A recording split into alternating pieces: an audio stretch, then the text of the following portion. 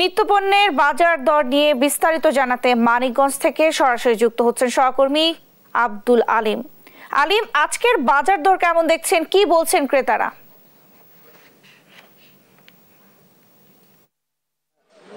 প্রতিনিয়তই বাড়ছে নিত্য প্রয়োজনীয় পণ্যের দাম। এতে করে ক্রেতা এবং ভোক্তারা নিম্ন আয়ের এবং মধ্য আয়ের মানুষ কিন্তু রীতিমতো বাজারে আসলে তাদের ঘাম ছুটে যায় এবং তারা হিমশিম খাচ্ছে তাদের পরিবার নিয়ে জীবনযাপন করতে এবং তারা সংসার চালাতো হিমশিম খাচ্ছে। তো যে প্রতিনিয়ত যে বাজার দর বাড়ছে, সে আলুর দামটা বেড়েছে। বাজার আজকে 60 টাকা বিক্রি হচ্ছে। কাঁচামরিচের দাম তো বেড়েই চলছে, আজকে 240 টাকা কেজিতে কাঁচামরিচ বিক্রি হচ্ছে। পেঁয়াজ 100 টাকা কেজি, রসুন 260 টাকা, আদা 300 টাকা।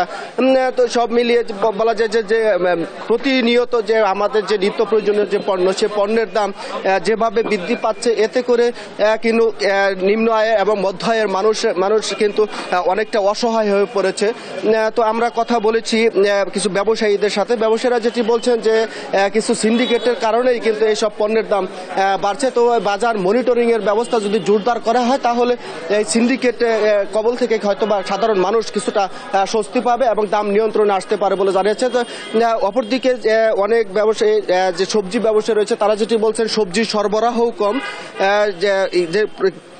যে চলমান কিছুদিন আগে যে তীব্র তাপদাহ হয়েছে, সেই তাপদাহে অনেক সবজি ক্ষেত নষ্ট হয়েছে, যে কারণে সবজির সরবরাহ কম থাকায় কিন্তু সবজির দামও কিন্তু চড়া।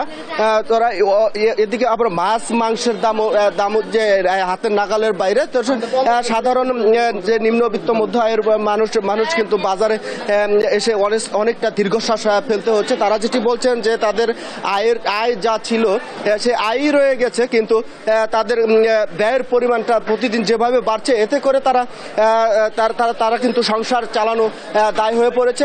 মাছের বাজারও অনেকটা চড়া যে নদ নদীর পানি না আসায় এবং পানি না আসায় কিন্তু মাছের সরবরাহটাও কম। তো দেশি মাছ বিক্রি হচ্ছে 600 থেকে 2000 টাকা কেজিতে, ইলিশ মাছ বিক্রি হচ্ছে 1200 থেকে 2000 টাকা কেজিতে। যা নিম্ন এবং মধ্য আয়ের মানুষের কিন্তু মাছ মাংস খাওয়াটাও কিন্তু একটি স্বপ্নের মতো হয়ে দাঁড়িয়েছে। তারা কিন্তু সপ্তাহে একদিন যে একটু ভালো মন্দ খাবে, সেটিও দায় হয়ে পড়েছে। যে কিন্তু ব্রয়লার মুরগির দামটা আবার কিছুটা কমেছে। ব্রয়লার মুরগির দামটা কমেছে। গত সপ্তাহে বিক্রি হয়েছে 230 টাকা কেজিতে, কিন্তু আজ কিন্তু বিক্রি হচ্ছে 190 টাকা কেজি।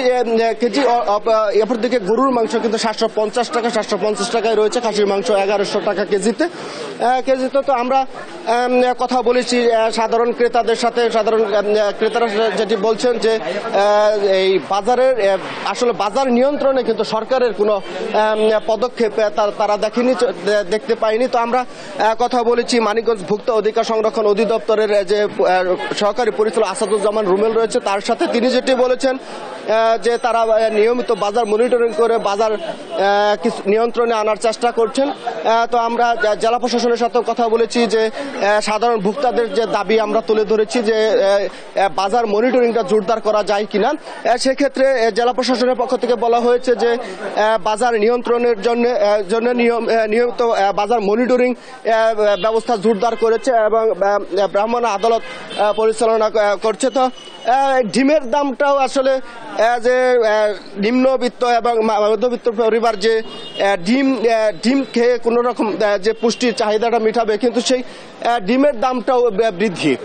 তো 350 টাকা কেজি হালি বিক্রি হচ্ছে। 54 থেকে 55 টাকা হালিতে ডিম বিক্রি হচ্ছে। এতে আসলে সাধারণ মানুষ যে আসলে দীর্ঘশ্বাস ফেলছে, এটা কিন্তু আসলে অনেকটা দুঃখ প্রকাশ করছেন অনেক সাধারণ ক্রেতা এবং ভোক্তারা।